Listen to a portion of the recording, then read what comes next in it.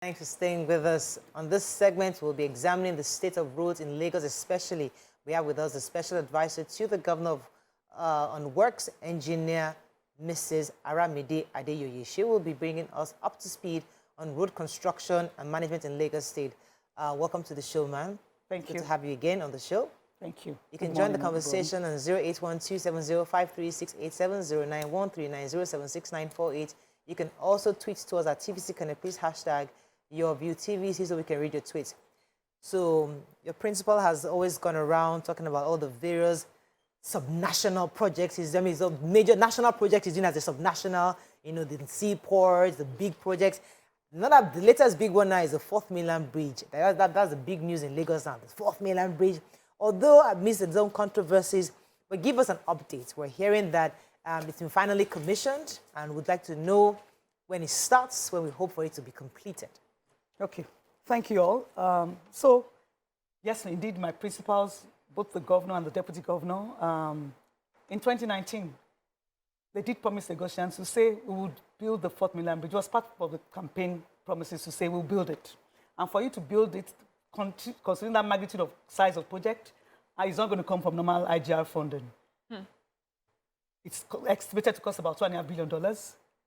And then you are going to do it by means of PPP.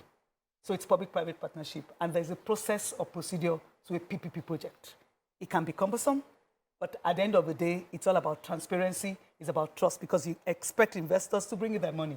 If they're going to bring in their money, there has to be some set procedures. So we did announce in 2019, one of the things that they said was, what exactly, it was at the think tank session to say, what do we need to do to ensure that this actually succeeds? Given the fact that past governments, they've gone the same route, and then along the line, it stopped.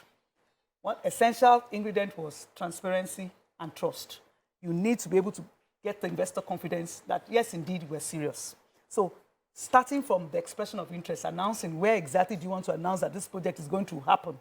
The transparency inside it is not under hush-hush tones. Oh, I'm going to invite only this one. It was engineering news, publications worldwide. Anybody could come in. So we had 52 submissions. Of those 52, appraising all of the people who qualified, they came down to 32. We came back to brief constantly the public every stage of the process. We said this is a 6-stage process. The first is expression of interest, evaluating it to 32, requesting for qualifiers, next stage, requesting for proposals, next stage, analyzing technical. So also it's also about technical capacity and then competency.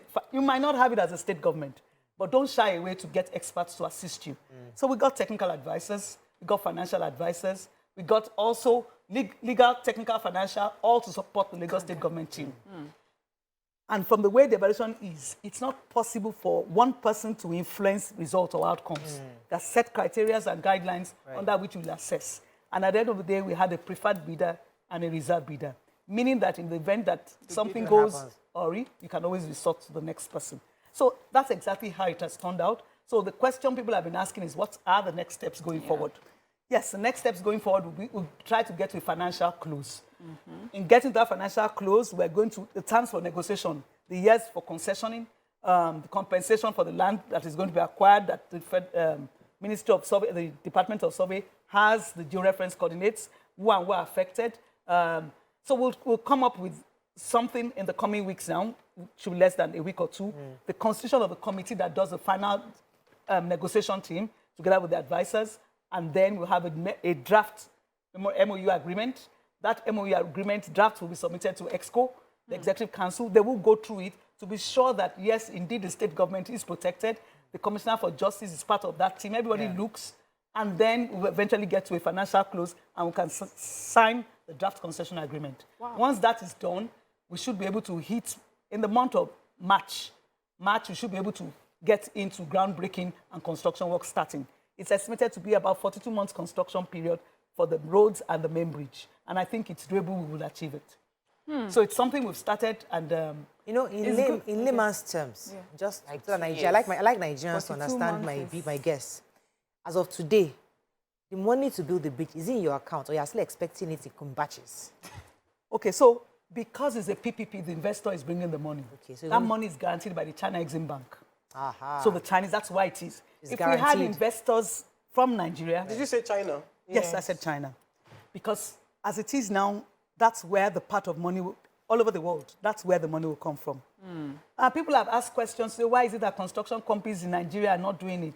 Construction companies in Nigeria want you to bring your money under IGR, Return Generated Revenue, to fund it. Give us money, we'll do the job. Give us money, we'll do the job. International will bring money. Bring money and we'll do the job.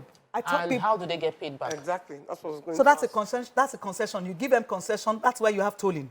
You have tolling so that the revenues that come from the tolling it pays back.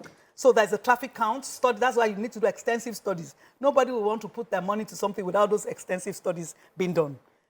What's the average daily traffic? If I put my money down, over what period will I take it? Sweeteners like the real estate on the side, so that something comes up to make sure that your concession period is not longer than normal. Right. I think that's what is, yes, environmental, and that has been And done. they have the financial muscle to do it. Exactly. The Federal Minister of Environment was able to sign off on your EIA certificate to say, indeed, this is correct and represents a true picture.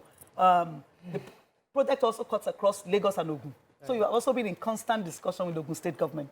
Okay. And because of the Joint Development Border Commission that we have, we've had a fantastic working arrangement with them.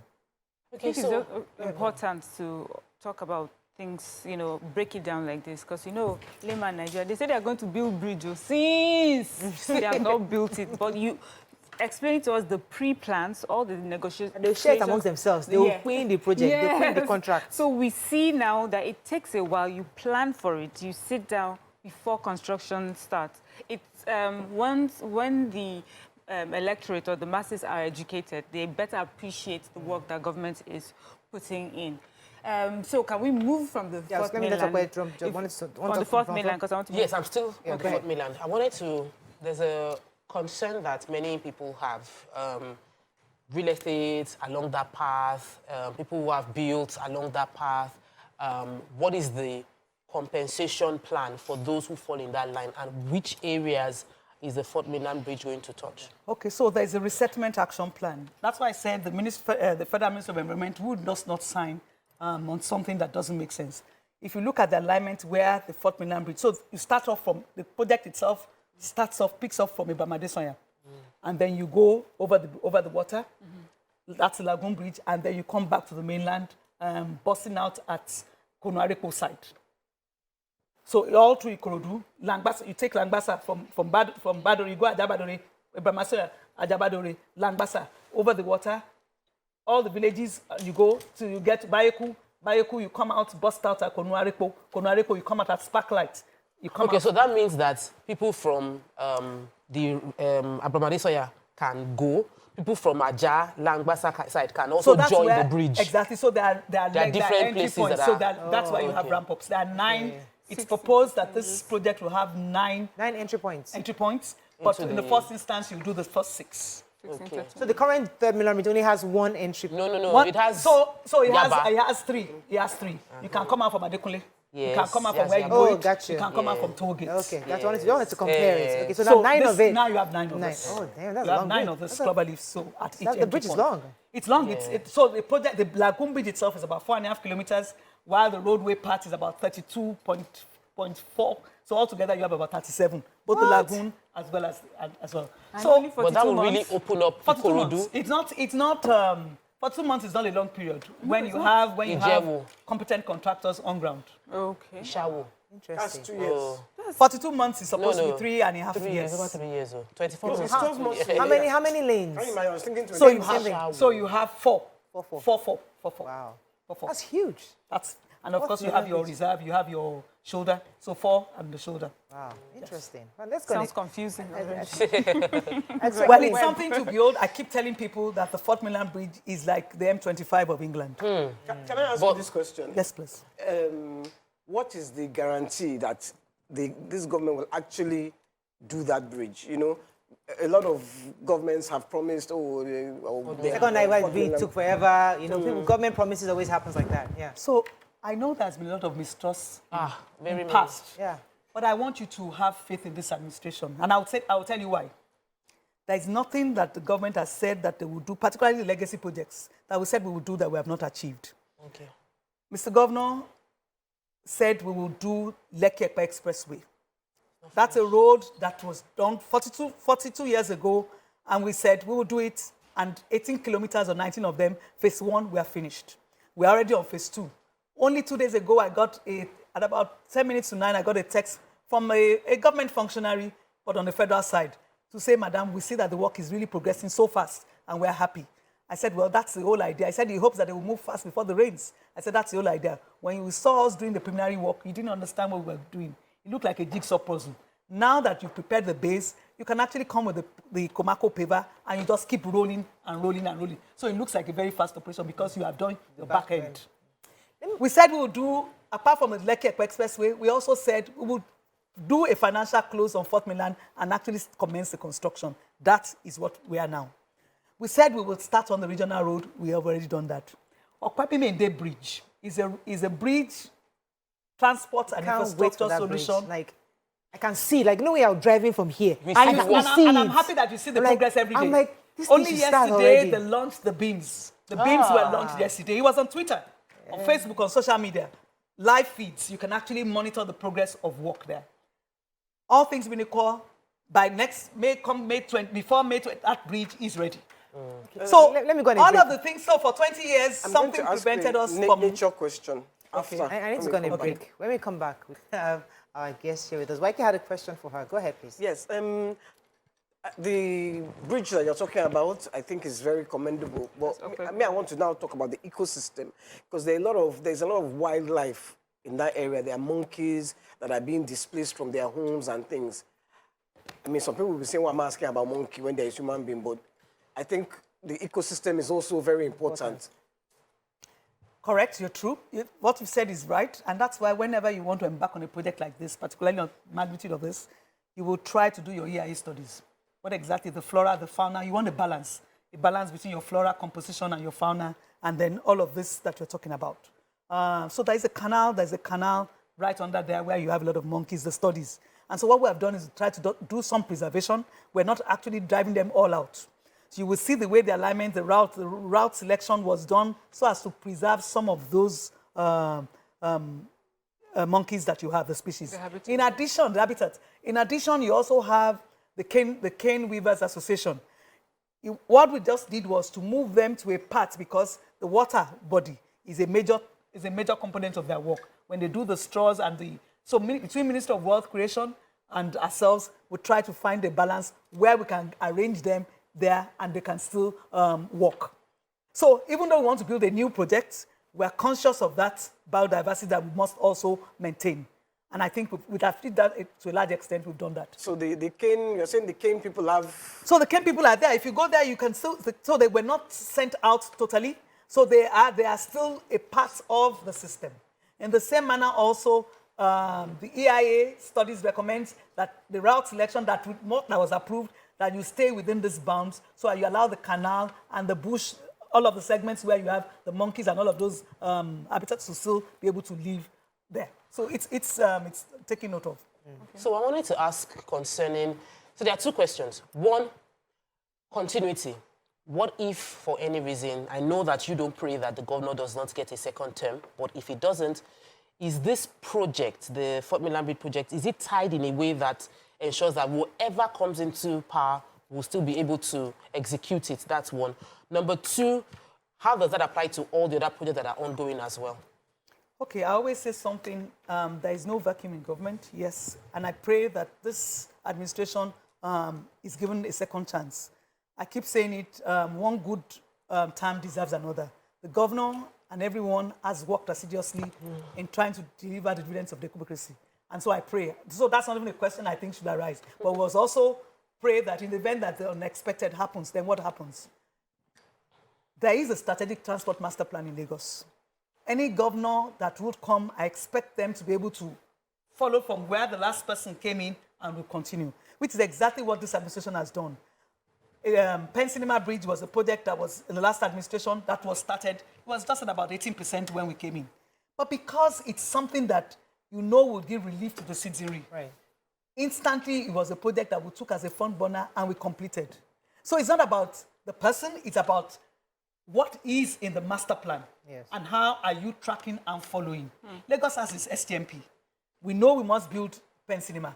We know we must build Fort Mainland Bridge. We know we must complete some parts of Coastal Road. We know we must do this. So there is a master plan. And the administration that comes in just follows that STMP. Hopefully. So it's still 50-50 because they might choose not to. I mean, so that's what the Assembly, there is something that Lagos State House of Assembly, I think there's a law now that is almost under, signed off now, to say that projects that they see that would be beneficial to the citizenry should not be stopped for any reason. There's continuity in government. Fantastic. And I think that's what the citizen should, and that's why we must also do things right. We must go exercise our votes, ensure that only the right people that have the heart to rule, with the competence, right skills, competency, like this present governor has. What do you mean by the heart? Genuinely serve the people. Okay. Yeah. Right, yeah. Okay. Which I thought you were talking of strong no. Genuinely serve the people, which this governor and the deputy have. I thought you were talking they of have demonstrated. Wike's hearts. See, I tell people have different personnel. And the fact that you have a different personnel does not mean that you will not perform even or outperform even somebody who has an exuberant nature. We must recognize that every person is different in their own formation. What is important is how effective are you? Yes. You can be quiet, you might not be a talking type, you might not be a social media person, you might not be, but you rightly do the work. You deliver. So we must recognize what everybody brings to the table. DNA is like. Yes. Thank you. So when you came here, you asked of Nima, and one of the roads she constantly complains about is the Lagos, the Lagos-Badagry Expressway. And I know that you were here last time. You gave us a little bit of update at the time. Could you tell us what has happened since then? Okay, good question. So Lagos-Badagry Expressway, like I always say, for us as the state government, our contract ends at Okukumaiko. Contrary to what most people think, I always like to start from that premise so that people don't say, but it's not yet at beyond Agbara, it's not yet at beyond Okuku. I tell you, this is where the limit of the contract is for us. That's where the concession is. From the last time that I came in here, the launching of beams. One Akinwande, when you are at just by Alaba-Olu Junction, you can actually go towards Rainbow through there's a bridge under construction where Messrs. High-Tech and CCC, the interface. For many years, we had a stall on that project because there were interface issues. You had two contractors working and one couldn't wait for each other. But to the glory of God, that beam was launched about 3 weeks ago. Before the end of December, they launched the beams. So I tell people, once you have launched the beams, the rest is to put your filigree slabs, deck, and you have your bridge, and you are good to go. So that bridge was launched before end of December. That's on the Akinwande Bridge, and it had been under construction for a long time, close to about 8 years or 10 years around that corridor. So that's one good progress from the Rainbow side. From the road side towards Iba, by the Lasso, the last segments of the bridge is also being finalized. For me, the major aspect of work left at this bridge part. The last time I came, I said the progress that you had was about 78, 80%. As of today, the progress on those bridges and the adjoining roads, you are about 89 to 90. So what you then have will be your street lighting, your road furnitures, and all of the rest to close out. I asked this question to the last But time. I know definitely that before the end of this administration, we're good with Lagos. So I know that your government handles roads, all the connecting roads, but those inner roads. I mean, I think I asked the last time, who is responsible for those small streets that enters the communities? Many of those roads are bad. Some have been fixed, but others, I know one. I've been talking about it for years. As long as I don't live there anymore, so I can mention the name of the street. Shikobaya Street right here. I mean, when I used to live there, I didn't want to mention the name of the street. People don't want to look for me, but I've left that place. But that road has never been done. For whatever reason, they do all the adjoining roads. But that one, no, nobody fixes it. So who do we hold? Is it the local government chairman? Is it the commissioner for works? Is it the special advisor? Who is responsible for fixing the inner roads? Okay, so I would say this. Just like there are federal roads, there are state roads, there are also local government roads. Okay. The state government who do the major arterials are leaving the inner roads for the local government. One thing I think we need to do is to develop the capacity of the local governments to be able to fix inner roads. Do they have the money? Yes, they do. They do. It's about scaling, but I also said something about capacity. So equipment and then the right set skills so that people can actually fix it and fix it well. In the meantime, the public works is intervening and doing this on the state side and on the local government side until when we fashion out exactly what works for both the state and the local government. And in the last 3.5 years, the public works has been able to fix about 1,132 roads, inner roads. So I would say can we report them to? Do you Local understand? government. They're supposed to be autonomous. I know they are, but we need to have a boss of boss. Yes. Is there someone that can say this local government is not doing it? You just use your votes. You can through your votes. Through your votes, you can. Yes, that's every 4 years. But in between, I feel that a citizen, if you cannot get any response at the local level, who can you go to at the state level? So it's make you have sure. a rep. Yes. You have a rep. Representatives. You have a representative. You can also walk up to your councillor's chair. You can walk up to your local government chair. We need this done. So, Nima, okay, are you going to ask? We must leave this armchair. So I will tell you something. I needed to collect my PVC. And I entered there. The whole place was in disarray. Everybody, and I asked the lady, I said, what exactly is the procedure, ma'am, here? I didn't need to identify myself. This is the correct, true story. I said, the Nigerians don't listen. We've told them. I said, no, ma'am. I cannot see any evidence that you've told anybody here. Is there a list that says people who are having new registrants who want to pick their PVC, people who transfer and any complaints, have you segregated them? And then ask people, as you come in, please put in your name, and then your sorting mechanism.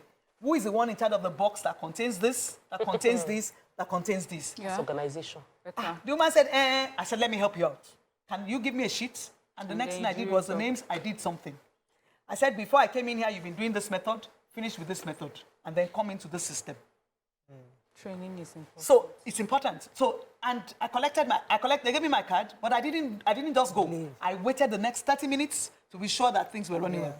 On my way to work yesterday, on my way to work, I entered there again. And I got there, the whole place was quiet, free.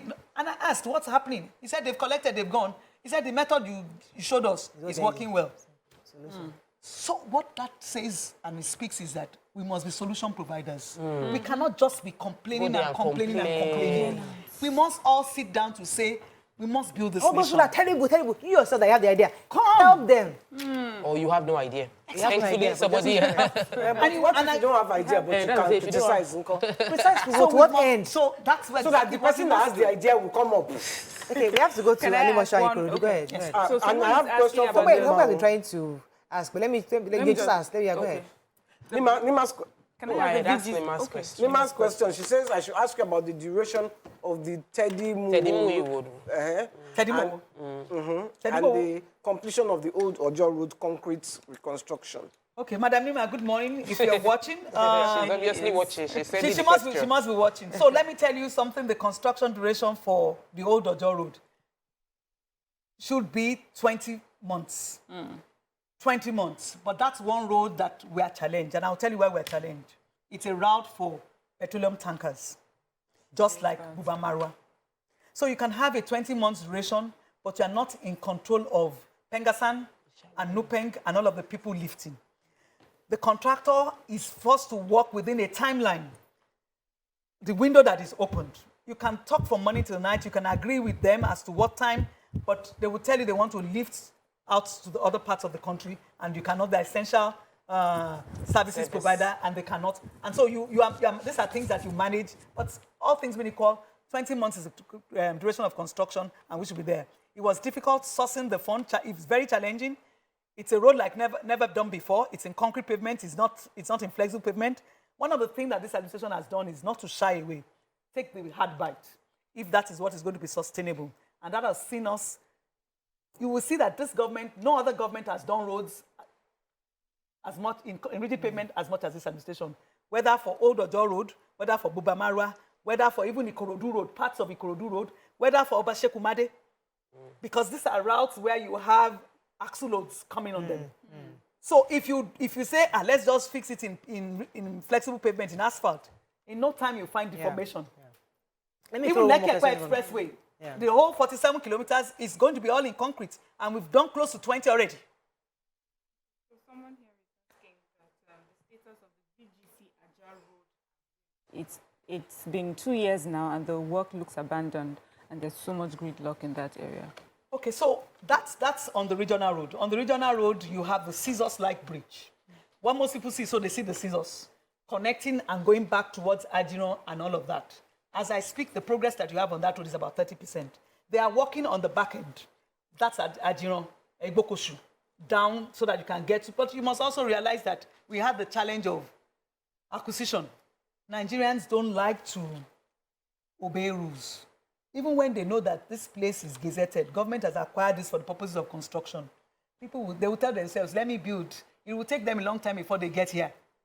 Knowing fully well that it is, somehow they will manipulate things. Permits, and then they get permits and approval. But they know that the Gazette already is there saying this. And so when you want the process of having now to acquire becomes more difficult because they will tell you, hey, but it's also government that gave me permits, which is not true.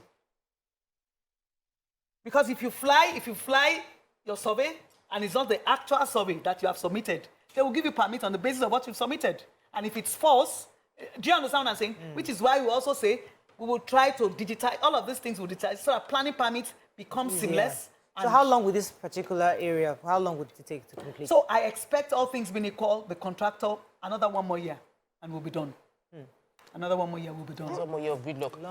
But so the gridlock area is almost out. What you have is lane indiscipline. Because you have Petro West, you have the people selling petrol to the left and to the right. So there's a queue. So there's a queue. It's not the contractor alone. It's not the contractor alone. See, I like to come up. I'm real. I like to come up with facts. This is what exactly has happened. When we have lane discipline culture, and people would stay in lane, it has nothing to do. The moment the contractor has already opened up the place. Ishawo, they say we have. We have to run. Unfortunately, that's all we can take. Thank you so much. So agri Ishawo. We have to run. We don't have, because I have another guest. Okay. But thank you so much for joining us this morning. We appreciate it. I think it's clear that you're on top of all your roads. They wake you in the sleep, you know? We know. You know the road that is the one corner. I have all these names you're calling. I'm like, where in this Lagos? But thank you so much, man. We wish you all the best. I am looking forward to 4th Mainland Bridge. 34 kilometers. I would like to drive that. I love to. We will love to build that for Lagosians, and that's why I say one good term deserves another. When the governor is back, one good term deserves another. So when the governor is back with the deputy, we'll fix this 4th Mainland Bridge. Thank you so much. We've been speaking with Engineer Mrs. Aramide Adeyoye. She is a special advisor to the governor of Works. That's special advisor. You never see commissioner. Right, thank you so much. It was a pleasure.